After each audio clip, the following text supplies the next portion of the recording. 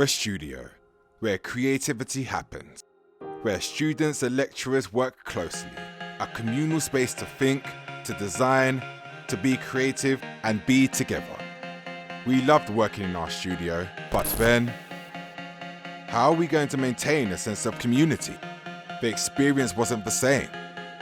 But in every problem, there are opportunities, and the Creative Industries Department saw the chance to explore an innovative method of teaching we wanted to try for some time. The Students VR Studios.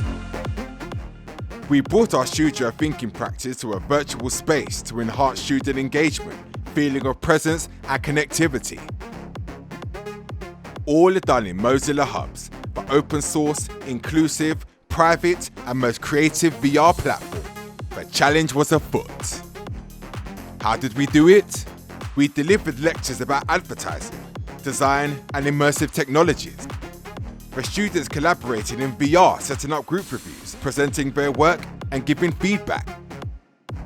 Each student designed their own VR studio with Mozilla Spoke. The students' VR studios were a great place to display their work, collaborate with their classmates, and have individual conversations with their tutors. For their final assessments, the students built VR exhibition spaces to pitch their campaigns.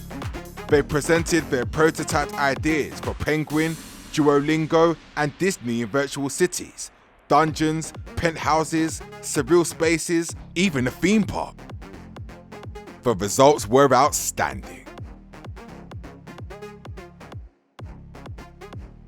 The hubs gave it a bit more life.